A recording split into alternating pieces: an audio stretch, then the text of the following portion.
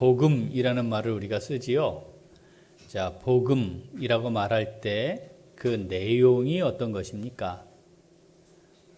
복음, 복된 소식. 그렇죠? 복된 소리. 영어로는 good news. 좋은 소식입니다. 복된 소식. 자, 그러면 그 내용, 핵심 내용이 뭐죠? 하나님이 우리를 사랑하셨습니다. 우리가 죄 가운데 있어 영원한 멸망과 심판에 이를 수밖에 없는데 우리를 사랑하신 하나님이 아들 예수님을 이 땅에 보내주셔서 우리를 대신해 십자가에 못 박아 죽여 우리의 죄값을 치르게 하심으로 우리가 구원을 받았습니다. 그 죄와 그로 말미암는 멸망과 심판으로부터 구원을 받았습니다. 이게 복음의 핵심 내용이죠. 자, 이 복음을 전하는 것, 이 복음을 전하는 사람을 증인이라 부르고, 지금 우리는 사도행전에서 주님께서 승천하시면서 말씀하셨던 예언이 성취되어가는 과정을 보고 있고, 지금 증인으로서 베드로가 하나님의 말씀을 전하는 과정을 살피고 있는 겁니다. 자, 그게 복음의 핵심 내용이면 이 복음을 증거함에 있어서 중요한 요소가 있습니다.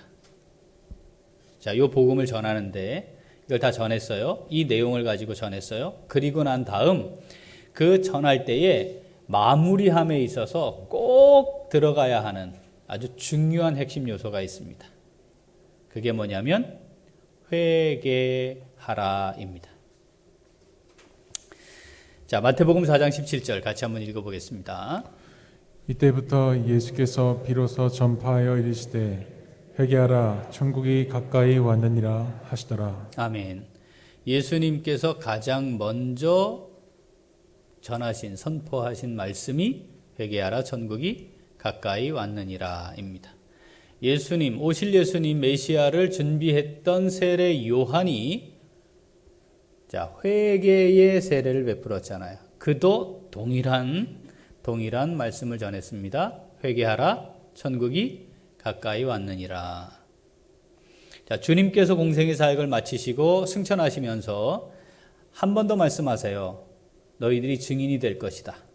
자, 그러면서 복음을 증거하게 될 텐데 그 복음을 증거함에 있어서 아주 중요한 핵심 요소가 무엇인지를 한 번 더 말씀하세요. 자, 누가복음 24장 46절부터 한번 읽어봅니다.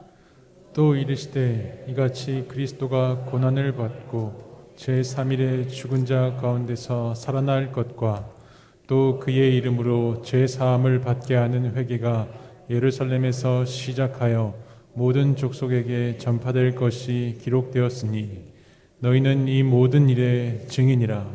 너희는 이 모든 일의 증인이라. 증인이 될 것이다. 이렇게 말씀하셨고 뭐가 전파될 거라고요? 뭐가 전파될 거라고요? 죄 사함을 받게 하는 회개가 예루살렘에서부터 모든 족속에게 전파될 것이다. 그러니까 복음의 내용과 복음을 증거할 때, 증언할 때 꼭 필요한 반드시 들어가야 하는 핵심 요소, 그것은 회개하라입니다. 자, 오순절에 성령이 임했습니다. 거기에 모여있던 사람들에게 공식적으로 처음으로 이제 복음이 증거됐습니다. 그것이 우리가 사도행전 앞에 살폈던 2장에 나타나 있는 것 아니었습니까? 그때 모여있는 사람들에게 하나님은 베드로를 통해 증언하게 하셨고 증인으로서 복음을 전했죠. 그때 베드로가 하나님의 구원 계획에 대해 선포한 후에 자, 성령이 임하게 될 것이 성취된 것이다라는 것을 선포한 후에 마무리하는 부분의 말씀 기억나시나요 혹시? 자, 사도행전 2장 37절부터 같이 읽습니다. 그들이 이 말을 듣고 마음에 질려 베드로와 다른 사도들에게 물어 이르되 형제들아 우리가 어찌할꼬 하거늘 베드로가 이르되 너희가 회개하여 각각 예수 그리스도의 이름으로 세례를 받고 죄 사함을 받으라. 그리하면 성령의 선물을 받으리니. 네. 하나님의 말씀이 떨어졌을 때 그에 대한 반응은 그러면 우리가 어찌할꼬 죄를 깨닫게 됐습니다. 그때 선포된 말씀이 뭐죠? 회개하라. 회개하라. 그리고 예수 그리스도의 이름으로 세례를 받으라 였습니다. 이때에 회개하고 제자가 된 사람들이 3,000명이었다라고 기록을 하고 있습니다. 자, 이것이 1차 첫 번째 복음이 증거되었던 증인으로서 복음을 전했던 상황입니다. 그리고 지금 이제 두 번째 공개적으로 공식적으로 복음이 증거되고 있는 거죠. 하나님이 베드로를 세워서 사내들인 공회 앞 솔로몬 행각에 모여있던 사람들에게 지금 복음을 전하게 하셨습니다. 그리고 이제 오늘 우리가 읽은 본문은 이 복음 증거의 마무리입니다. 자, 오늘 본문 19절 자, 읽어보죠. 그러므로 너희가 회개하고 돌이켜 너희 죄 없이 함을 받으라. 이같이 하면 새롭게 되는 날이 주 앞으로부터 이를 것이요. 아멘. 자, 마무리 뭐예요? 세 단어가 세 동사가 등장해요. 첫 번째 회개하라. 두 번째 돌이키라. 세 번째 죄 없이 함을 받으라. 회개하라, 돌이키라, 죄 없이 함을 받으라. 자, 2장에 있을 때, 2장의 그때의 말씀을 전할 때 회개하라와 여기 쓰여진 회개하라가 같은 단어예요. 자, 그때 뜻이 뭐라고 그랬죠? 기억나시나요? 다르게 생각하다입니다. 지금까지 내가 생각해 왔던 것과 다른 관점에서 바라보는 겁니다. 내게 익숙해 있던 생각에서 벗어나서 다르게 바라보는 겁니다. 자, 그럼 다르게 본다는 게 무슨 뜻입니까? 지금까지 내가 가지고 있던, 내가 지니고 있는 지식과 경험에 따라 가졌던 생각이 아니고 지혜와 계시의 영인 성령께서 하나님의 말씀을 통해 주시는 생각으로 바라보는 겁니다. 하나님의 말씀의 관점에서 다시 보는 겁니다. 그것이 회개하라예요. 달리 볼 수 있어야 합니다. 다르게 바라볼 수 있어야 합니다. 내가 가지고 있는 생각과 경험, 지식에 근거한 생각이 아니고 지금 성령을 통해 하나님이 내게 주시는 말씀, 하나님의 말씀을 기준으로 바라보는 겁니다. 두 번째, 돌이키다. 이건 삶의 방향을 바꾸다입니다. 지금까지 살아왔던 삶의 방향, 깨달아지면 어떻게? 다시 하나님께로 돌이켜 하나님에서 다시 시작하는 겁니다. 삶의 방향을 바꾸는 겁니다. 또 하나는 삶의 자리에서 벗어나다 이런 뜻입니다. 지금까지 살아왔던 죄의 자리, 깨달아진 내 삶에 문제가 있는 자리, 허물과 죄가 있는 그 자리에서 벗어나는 겁니다. 삶을 바꾸는 겁니다. 그리고 세 번째, 죄 없이 함을 받으라. 여러분, 이게 죄가 없다는 뜻입니까? 아니잖아요. 죄는 있으나 더 이상 그 죄에 매이지 않게 되어야 한다. 죄가 있으나 죄의 종로로 타는 것에서 벗어나야 한다. 죄가 있으나 그 죄에 예속되지 않은 상태가 되어야 한다. 자, 이것이 죄 없이 함을 받으라입니다. 복음이 전해졌고 예수 그리스도가 메시아이심과 하나님의 구원의 은혜가 내게 임하였다는 사실이 증거된 후, 그리고 이제 우리의 반응을 하나님이 요청하는 거죠. 회개하고 돌이키고 죄 없이 함을 받으라. 그러면 회개라고 하는 것과 돌이키는 게 분리된 건가? 이렇게 생각할 수 있어요. 그런데 이건 같은 겁니다. 하나입니다. 마치 믿고 순종하자 이렇게 얘기할 때 순종이 믿음의 다음 단계인가요? 아니죠. 믿음이 순종인 것과 같습니다. 따라서 자, 회개한다는 것은 달리 생각하고 하나님의 말씀으로 바라보고 죄가 깨달아지고 그리고 삶을 어떻게 방향을 바꾸고 그리고 더 이상 죄의 종로로 타지 않는 상태로 있게 되는 것. 자, 이것이 회개하는 것입니다. 여러분, 우리가 죄를 지어서 죄인이 되는 게 아니라 했습니다. 우리가 원래 죄인이어서 죄를 짓고 사는 겁니다. 지난 한 주간 아침 묵상 에베소서 묵상하셨죠? 허물과 죄로 죽었던 우리를 살리셨도다. 우리가 허물과 죄로 죽어 있었고요. 어떻게? 본질상 진노의 자녀인 겁니다. 죄를 지어서 진노를 입는 사람이 된 게 아니고 본질상 우리 본성이 죄 가운데 있기 때문에 우리의 삶을 그대로 두면 육체의 욕심을 따라 살고 세상 풍속 따르고 육체와 마음이 원하는 대로 하게 가만히 있으면 어떻게? 진노의 자녀로 나타나게 되어 있다는 겁니다. 그게 우리의 모습입니다. 그게 우리의 모습. 그러니까 자, 회개함이 필요 없는 사람은 없어요. 이런 생각할 수 있습니다. 내가 신앙생활을 정말 잘하고 말씀을 늘 묵상하고 기도하며 거룩함을 이루어가고 의를 따라 살아가는 사람입니다. 저는. 그래서 제가 이렇게 깊이 회개하는 시간이 그리 많지 않습니다. 이건 제가 신앙에 대해 아주 엉터리고 아무것도 모르는 사람입니다라는 말과 같아요. 신앙생활에 있어 회개하는 사람은 갈수록 회개가 깊어지고 많아지는 게 정상입니다. 제가 자주 말씀드리는 것처럼 물이 깨끗해지면 작은 이물질도 선명하게 보이는 원리인 거죠. 우리에게 육체의 욕심이 있고 우리가 육체와 마음이 원하는 대로 하게 되면 본질상 진노 아래 놓여 있는 상태일 수밖에 없다는 사실을 분명히 인식해야 합니다. 그걸 놓치니까 내가 문제 없는 것처럼 착각을 하게 되고 회개치 않기 때문에 거룩함을 이루어가지 않기 때문에 그게 정말 중요한 신앙의 가치가 아니기 때문에 회개치 않는 삶을 살아가게 되는 것이죠. 오늘 이 말씀을 읽는 하나님의 사람들에게 오늘 우리에게 말씀하시는 겁니다. 회개하라, 돌이키라, 죄 없이 함을 받으라. 오늘 우리에게 주시는 말씀인 줄 믿습니다. 자, 그렇다면 이 말씀을 받은 성도, 내게 주시는 말씀으로 받은 성도로서 우리가 어떻게 행해야 할까요? 같이 한번 읽어봅니다. 진정한 회개를 통해 날마다 새로운 구원의 은혜를 누리며 살아갑니다. 한 번 더. 진정한 회개를 통해 날마다 새로운 구원의 은혜를 누리며 살아갑니다. 아멘. 신앙생활의 제일 중요한 가치가 뭘까? 여러분, 그건 구원의 은혜를 누리는 겁니다. 구원의 은혜를 누리는 겁니다. 구원의 은혜를 누리는 겁니다.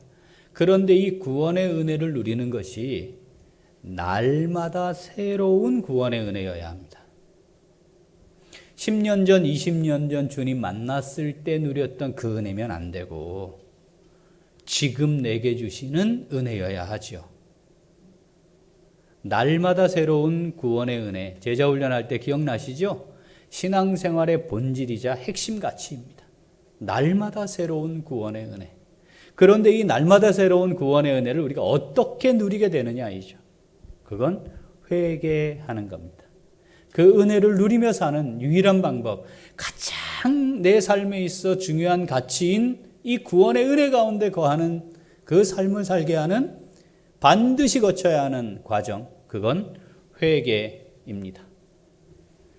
달리 생각하고 계시나요? 어떻습니까? 내 앞에 주어지는 상황, 사건들, 사람들과의 관계, 하나님의 말씀을 기준으로 바라보고 계시나요? 그렇지 않으면 죄가 깨달아지지 않습니다. 죄의 정의가 뭐였습니까? 관역을 빗나가다잖아요. 관역은 하나님의 말씀이죠. 하나님의 말씀을 빗나간 게 죄예요. 하나님의 말씀이 없으면 이게 죄인지 아닌지 몰라요. 여러분, 우리 스스로는 어떻게 돼 있다고요? 본질상 진노의 자녀들입니다. 자기 의를 중심으로 하면 내가 잘못한 게 아무것도 없는 거죠. 그러니까 회개할 거리가 없어져요. 하나님의 말씀을 기준으로 내 삶을 살피는 것을 하게 되면 내 모습이 보입니다. 내 죄가 깨달아집니다. 죄가 깨달아져야 회개가 가능하지 않겠습니까? 여러분, 우리 지난 한 주간 한번 돌아보죠. 내 죄가 깨달아지는 시간이 있었습니까? 내 죄가 깨달아지면 다른 거는 다 의미가 없어집니다. 이 내 죄를 붙들고 하나님 앞에 가야지. 그래서 참된 회개는 내 죄가 깨달아지는 하나님의 말씀으로 바라보고, 아, 이게 이렇게 된 거였구나. 이게 깨달아지면 그 다음은 애통해하게 되어 있습니다. 참된 슬픔이 내게 있게 됩니다. 나의 죄를 보게 되고 하나님을 향하여 나아가 엎드려 눈물 흘리게 되어 있습니다. 다시 생명을 잃게 된 것이니까. 나를 영원한 심판과 멸망에 이르게 한 그 죄가 내 안에 있음을 보게 되었으니까 하나님 앞에 엎드리게 되어 있습니다. 로마서 7장 23절 24절 읽어봅니다.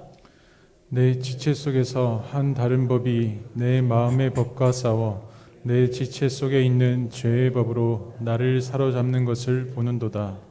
오호라, 나는 곤고한 사람이로다. 이 사망의 몸에서 누가 나를 건져내랴. 아멘. 여러분 보십니까? 지난 한 주간 보셨습니까? 나를 끊임없이 죄의 법으로 사로잡아 가고 있는 내 안에 있는 또 다른 나, 내 안에 있는 이 육체의 욕심, 그것과 치열한 싸움 하셨습니까?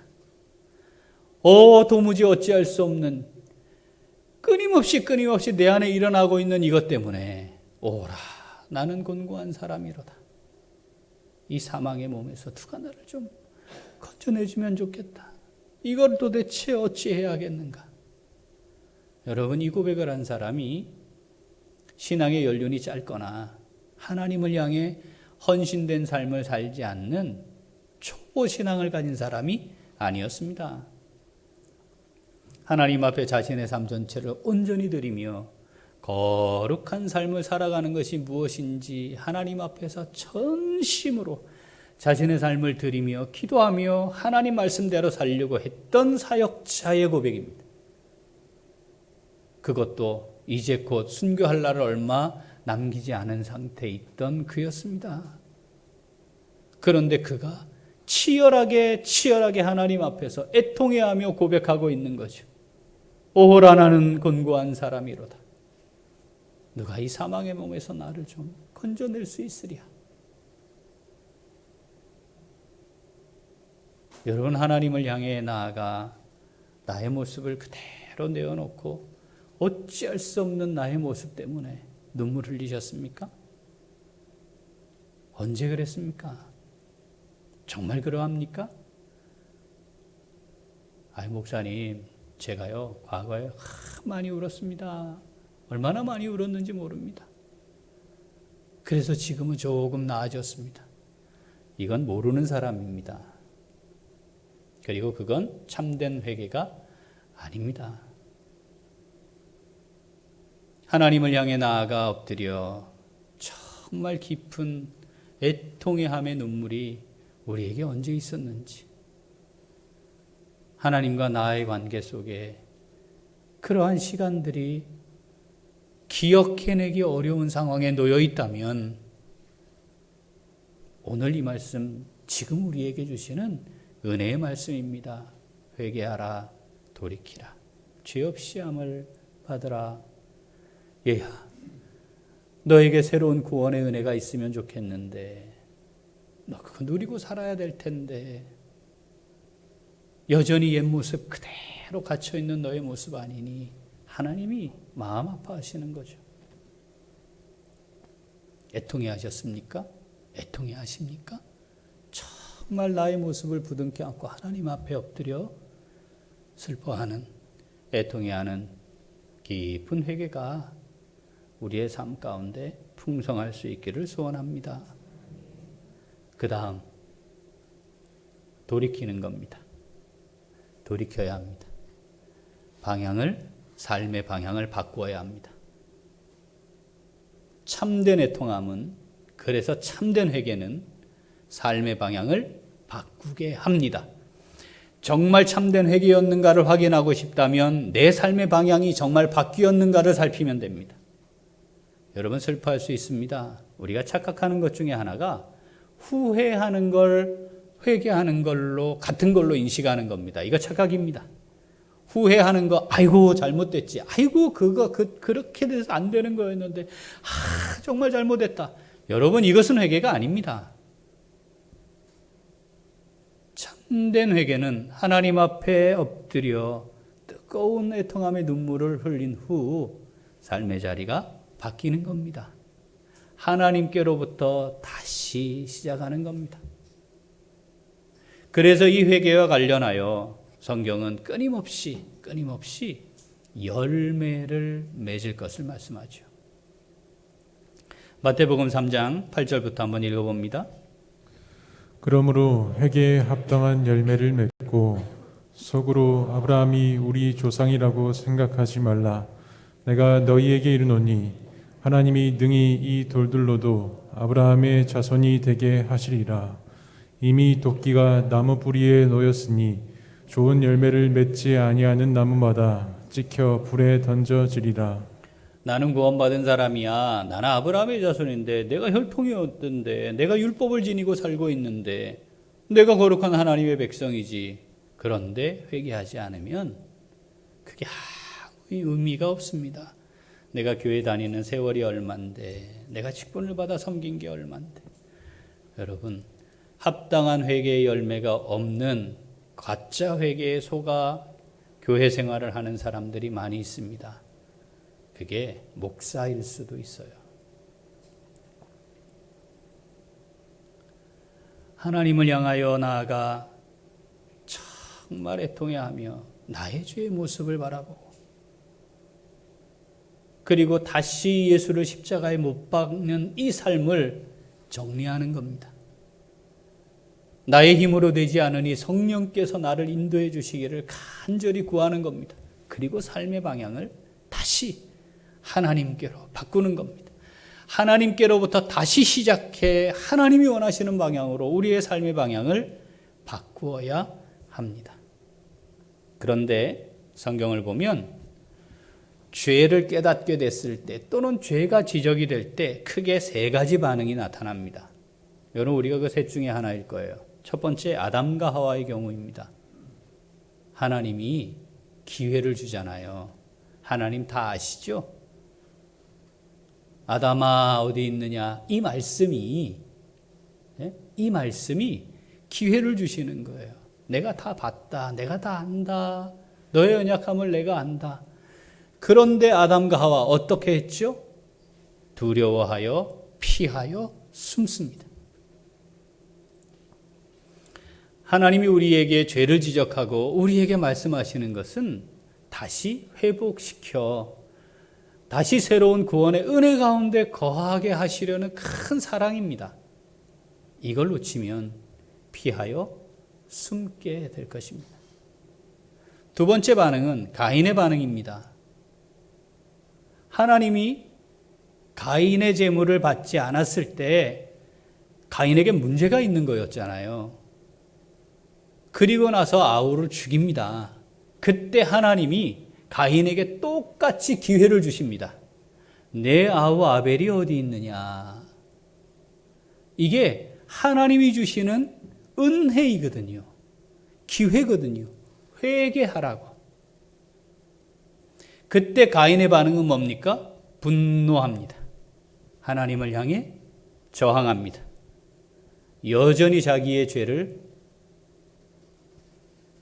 거기서 돌이킬 마음이 없습니다. 세 번째, 다윗의 반응입니다. 여러분, 다윗이 우리만큼이나 또는 우리보다 더 심각한 죄를 범하는 사람 아니었습니까? 다윗이 죄를 짓지 않는 사람이기 때문에, 문제가 없었기 때문에 하나님이 다윗을 향해 내 마음에 맞는 사람이다, 그런 게 아니에요. 아시잖아요. 다윗이 우리만큼이나, 아니 어쩌면 우리는 할 수 없는 그런 죄를 지은 사람 아니겠습니까? 자기의 죄를 덮기 위해 남의 아내를 취한 걸 덮기 위해 교묘한 방법을 이용해 그 죄를 은폐하려고 시도했습니다. 그게 실패에 돌아가니까 그 우리아를 죽이기 위해 하나님의 백성들을 함께 몰살시키는 일을 한 사람입니다. 정말 어떻게 이렇게 할 수 있을까 싶은 사람인데 하나님이 다윗을 향해 내 마음에 맞는 사람이다, 이걸 바꾸지 않아요. 무엇이었습니까? 그가 하나님 앞에 죄가 지적될 때, 죄가 깨달아질 때 언제든지 하나님께로 돌이키는 회개하는 삶을 살았기 때문입니다. 시편 51편 1절부터 우리가 한번 읽어볼 텐데 제목이 있어요. 이 시편 51편, 자, 다윗의 시, 인도자를 따라 부르는 노래. 다윗이 밧세바와 동침한 후 선지자 나단이 그에게 왔을 때입니다. 자, 같이 읽어봅니다.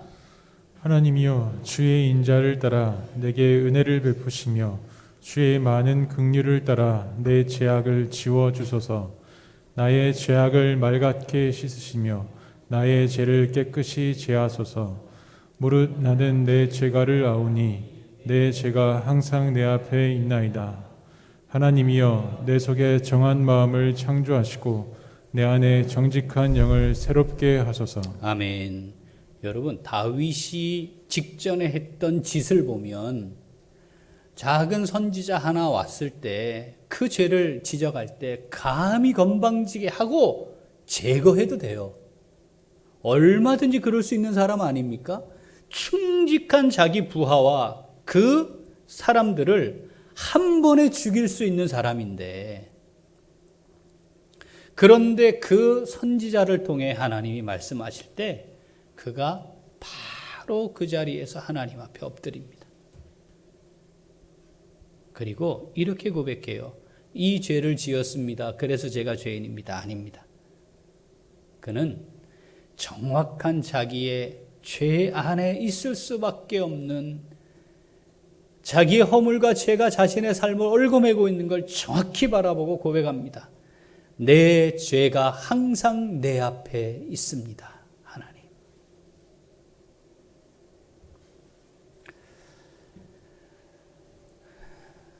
하나님의 말씀이 임할 때 예수 그리스도를 삶의 주인으로 모셔드렸을 때 회개하는 사람의 또 한 유형, 하나님의 말씀을 기록하는 것으로 쓰임받았던 바울이죠. 바울이 예수님을 만난 후 분명한 돌이킴이 있었습니다. 회개하는 사람에게는 이런 돌이킴이 나타난다는 것을 정확하게 보여주었습니다. 자, 사도행전 9장 같이 읽어보겠습니다. 1절 2절. 사울이 주의 제자들에 대하여 여전히 위협과 살기가 등등하여 대제사장에게 가서 다메섹 여러 회당에 가져갈 공문을 청하니, 이는 만일 그 도를 따르는 사람을 만나면 남녀를 막론하고 결박하여 예루살렘으로 잡아오려 함이라. 이렇게 가다가 예수님 만났죠. 네. 그리고 난 다음, 자, 19절부터 읽어봅니다. 음식을 먹음에 강권하여 지니라. 사울이 다메섹에 있는 제자들과 함께 며칠 있을새 즉시로 각 회당에서 예수가 하나님의 아들이심을 전파하니, 듣는 사람이 다 놀라워 말하되, 이 사람이 예루살렘에서 이 이름을 부르는 사람을 멸하려던 자가 아니냐. 여기 온 것도 그들을 결박하여 대제사장들에게 끌어가고자 함이 아니냐 하더라. 아멘. 사도 바울 같은 뛰어난 사람이 자기가 했던 일, 뭐죠? 그 도를 따르는 사람들, 그 다른 나라 지역에까지 가서도 잡아올 만큼 이런 하나님의 율법을 지키려고 하는 사람들이 이스라엘, 예루살렘에 얼마나 견고하게 있는지 모르겠습니까? 그런데 예수님을 만났습니다. 그 이후 자기가 그 자리에 서게 되면 심각한 위협에 빠질 수 있다는 거 몰랐겠습니까? 그런데 전하게 되는 겁니다. 그리고 그건 모든 사람들에게 정확하게 알려지는 겁니다. 어라? 저거 예수를 따르는 그 당이네? 알려지는 겁니다. 그것으로 인해 자신의 인생에 얼마나 막대한 고난과 피해가 올 줄 알지요. 그러나 그걸 전하는 겁니다. 드러나게 되는 겁니다. 삶의 방향이 바뀌는 겁니다. 그리고 또 한 예. 자, 지금 다윗이나 사울의 경우 하나님의 법을 알고 하나님 백성임을 알고 그렇게 살려고 했던 사람들이죠. 그러니까 그럴 수 있었겠다 싶어요. 그런데 성경에는 참된 회개가 있으면 그 삶이 완전히 변화가 일어난다는 걸 다른 사람을 통해서도 보여주십니다. 그가 누구냐 하면 당시에 절대 구원받을 수 없는 자, 누구죠? 이방인보다도 못한 자, 사마리아 사람과 세리와 창기입니다. 그 세리 중에서도 누구죠? 그 세리 중에서도 우두머리, 세리장, 절대 구원받을 수 없는 자입니다. 그런데 그가 예수님을 만납니다. 그리고 그가 주님께로 삶을 돌이켜 나아갑니다. 자, 같이 읽어볼까요? 누가복음 19장 8절 9절. 삭개오가 서서 주께 여짜오되 주여 보시옵소서 내 소유의 절반을 가난한 자들에게 주겠사오며 만일 누구의 것을 속여 빼앗은 일이 있으면 내가 갑절이나 갚겠나이다. 예수께서 이르시되 오늘 구원이 이 집에 이르렀으니 이 사람도 아브라함의 자손이미로다. 아멘. 예수님이 이 삭개오를 향해 선언하세요. 구원이 임했다. 구원이 임했다. 그럼 앞에 뭐가 있어야 돼요? 믿음과 회개가 있어야 되는 거죠. 그런데 삭개오가 정확히 회개하는 거예요. 삶을 돌이켰어요. 뭐 한 겁니까? 내가 가지고 있는 이 재산, 세리로서 축적한 이 재산 절반을 나누겠습니다. 그리고 다른 사람의 것을 속여서 빼앗은 게 있다면 세금을 거짓으로 허위로 부풀려 부과해서 내가 취한 것이 있다면 4배를 갚겠습니다. 이게 율법 기준에 비하면 몇 배를 더 갚는 것이고 뭐 이런 논의에 앞서 정확하게 자신의 삶의 방향을 주님께로 하나님께로 바꾸어서 이제 다시 그 삶을 살아가겠다는 걸 공식적으로 선언하는 것이죠. 예수님의 정확한 말씀, 구원이 임했다. 사랑하는 우리 식구들, 복음을 듣는다는 것은 예수님의 구원의 은혜, 하나님의 놀라우신 사랑과 그 은혜를 듣는 것, 그것이 복음을 듣는 겁니다. 그런데 그 복음을 내 것으로 받아 구원의 은혜를 누리는 것은 회개를 통하지 않고는 불가능합니다. 이 구원의 은혜가 언제였습니까? 10년 전? 20년 전? 30년 전 은혜 아닙니까 혹시? 그게 오늘 새로운 구원의 은혜가 되어야 합니다. 회개하면 할수록 회개가 깊어지는 것이 정상입니다. 작은 죄에도 민감하게 반응할 줄 아는 사람들이 성숙한 신앙인입니다. 교회를 오래 다녀서 지식이 쌓이고 경험이 쌓여서 많은 걸 알고 있는 것과 그것을 말하는 것과 회개하는 성숙한 삶을 살아가는 것은 분명히 다르다는 것을 놓치지 말아야 합니다. 이 오류에 제일 쉽게 빠질 수 있는 사람들이 저와 같은 목사들입니다. 기도해 주셔야 합니다. 참된 회개가 날마다 새로운 구원의 은혜를 가져다 주는 참된 신앙생활의 가장 중요한 가치를 갖게 하는 것임을 아는 성도들, 아주 작은 죄에도 민감하게 반응해서 하나님 앞에 또 애통해하며 슬퍼하며 나아가지요. 그리고 나의 이 삶의 방향을 다시금 바꾸는, 이게 결코 쉽지 않은 과정인데 참된 회개가 그것을 가능케 하지요. 그런 삶을 날마다 살아가는 성숙한 신앙인들은 하나님 앞에 이 기도를 늘 드리며 묵상합니다. 우리가 우리에게 죄 지은 자를 사하여 준 것 같이 우리의 죄를 사하여 주시옵고 우리를 시험에 들게 하지 마시옵고 다만 악에서 구하시옵소서. 보잘것없는 우리의 인격과 우리의 수준으로 이게 가능한 것이 아닙니다. 성령께서 우리를 붙들어 주셔야, 주님이 우리를 인도해 주셔야, 하나님이 우리를 큰 사랑으로 안아주셔야, 우리를 안보해 주셔야 되는 일이지요.